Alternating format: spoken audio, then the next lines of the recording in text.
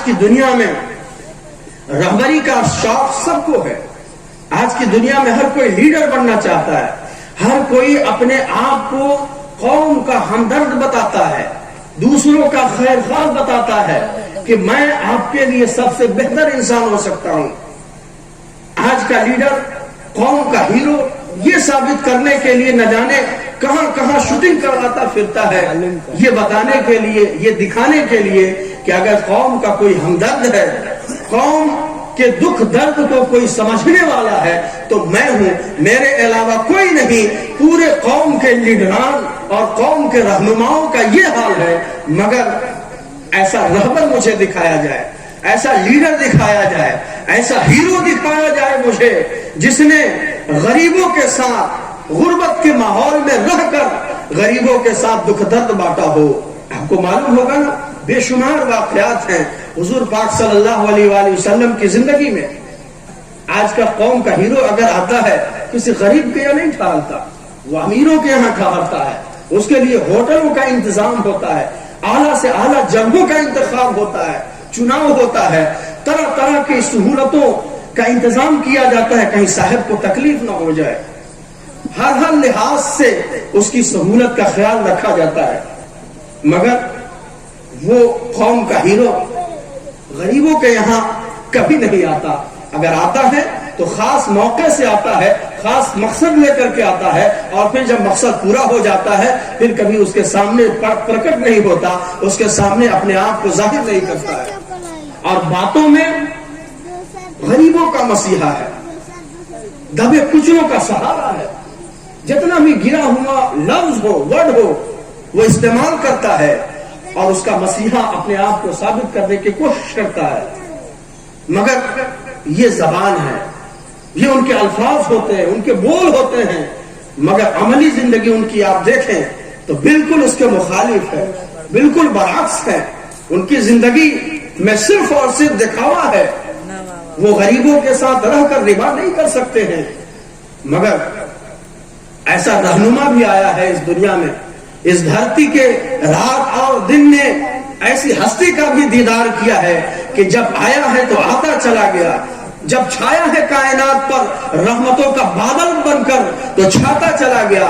اس لیے کہ اس قوم کو ضرورت تھی ایک ایسے رہبر کی, اس قوم کو ضرورت تھی ایک ایسے رہنما کی جو سچ معنوں میں لوگوں کا دکھ درد سمجھ سکے, مظلوموں کو انصاف دلا سکے. بیٹیاں جو زندہ رہتے ہی ان سے زندگی کا حق چھین لیا جاتا تھا, انہیں انصاف دلا سکے, انہیں نیائے دلا سکے. ہمارا پیغمبر آیا ہی اس لیے تھا, ہمارے نبی ظاہر ہی اس لیے ہوئے تھے تاکہ دنیا میں لوگوں کو انسان بنا سکے. انسان کے بھیس میں تو ہر شخص ظاہر ہوتا ہے, مگر حقیقی انسان کون ہو سکتا ہے یہ سرکار دو عالم صلی اللہ علیہ وسلم نے سکھایا ہمیں.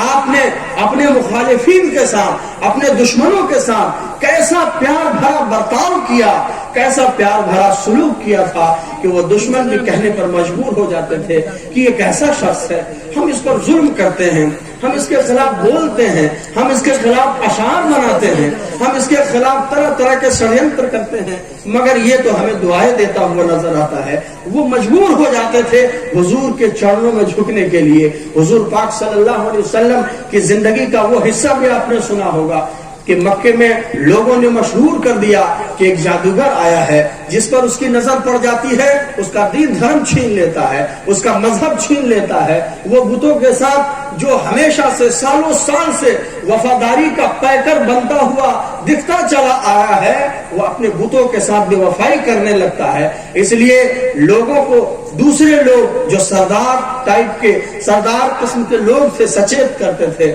انہیں منع کرتے تھے خبردار ان کے قریب نہ جانا, ان کے پاس نہ جانا, اس لیے کہ یہ تو ساحر ہے, یہ تو جادوگر ہے, جو ان سے ملتا ہے ان کا ہو جاتا ہے, ان کا غلام بن جاتا ہے, ان کے دین دھرم میں شامل ہو جاتا ہے اور اپنا سب کچھ بھول جاتا ہے. اس وقت ایک بڑھیا بھی تھی جس نے یہ اناؤنسمنٹ سنا تھا, وہ مکہ کو چھوڑ کر باہر جا رہی تھی.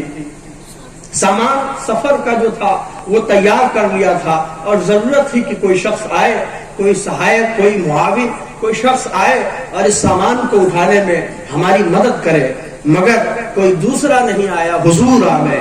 حضور پاک صلی اللہ علیہ وآلہ وسلم آتے ہیں اور آنے کے بعد بولتے ہیں کہ بات کیا ہے؟ کہتی ہے کہ یہ سامان کو ذرا اٹھا دو۔ حضور پاک صلی اللہ علیہ وسلم وہ سامان اٹھاتے ہیں، اٹھانے کے درمیان اندازہ ہو جاتا ہے کہ یہ سامان وزنی ہے، یہ سامان بوجھل ہے، اور بڑھیا کو دیکھتے ہیں تو بڑھیا کمزور ہے، کمزور خاتون ہے، وہ بوجھ برداشت کرنے کے لائق نہیں ہے۔ حضور پاک صلی اللہ علیہ وسلم وہ وزن، وہ بوجھ اپنے ماتھے پر رکھ لیتے ہیں اور چلنے لگتے ہیں۔ درمیان میں بیچ بیچ میں باتیں بھی ہوتی جاتی ہیں، اور حضور پاک صلی اللہ علیہ وسلم پوچھتے بھی جاتے ہیں کہ اے خاتون، اے بڑھیا، آپ کہاں جا رہی ہو؟ کہتی ہے کہ یہاں ایک شخص آ گیا ہے، جادوگر ہے، اسے تم بھی نہ ملنا۔ جب وہ ملتا ہے کسی سے اس کا دین دھرم چھین لیتا ہے، اس کا مذہب چھین لیتا ہے، اس لیے اس سے تم بھی نہ ملنا، اور اسی کے ڈر سے میں یہ شہر چھوڑ کر جا رہی ہوں۔ حضور پاک صلی اللہ علیہ وسلم نے غور کرنے کا مقام ہے، اس کا سامان اٹھا کر پھینک نہیں دیا کہ یہ بڑھیا تو ہمارے خلاف بول رہی ہے۔ حضور خوب سمجھ رہے تھے کسی اور کے بارے میں نہیں بول رہی ہے، ہمارے خلاف بول رہی ہے۔ حضور نے اس کا سامان اٹھا کر کے زمین پر نہیں رکھ دیا کہ تم تو ہمارے خلاف بول رہی ہو اور ہم تمہاری مدد کریں، جیسا کہ آج کا مزاج ہے۔ حضور پاک صلی اللہ علیہ وسلم تبسم فرماتے رہے، اور جہاں جانا تھا منزل پر سامان پہنچا دیا۔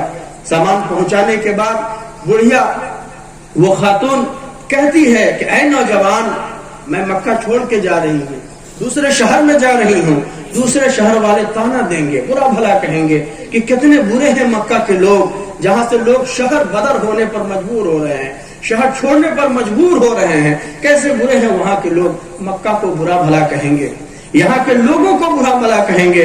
اس لیے اے نوجوان، تم اپنا نام تو بتاتے جاؤ، اس لیے کہ جب لوگ مکہ کو برا بھلا کہیں گے وہیں میں یہ کہا کروں گی نہیں، سارے لوگ برے نہیں ہیں، وہی ایک اچھا نوجوان بھی رہتا ہے، وہی اتنا اخلاق کا پیکر بھی رہتا ہے، وہی دکھیوں کا دکھ درد بانٹنے والا مسیحا بھی رہتا ہے۔ میں تمہارا نام لیا کروں گی، تمہارے ترانے گایا کروں گی، ذرا نام تو بتاتے جاؤ۔ حضور پاک صلی اللہ علیہ وسلم ٹھہر جاتے ہیں اور اپنا نام بتاتے حضور فرماتے ہیں کہ میں ہی محمد ہوں۔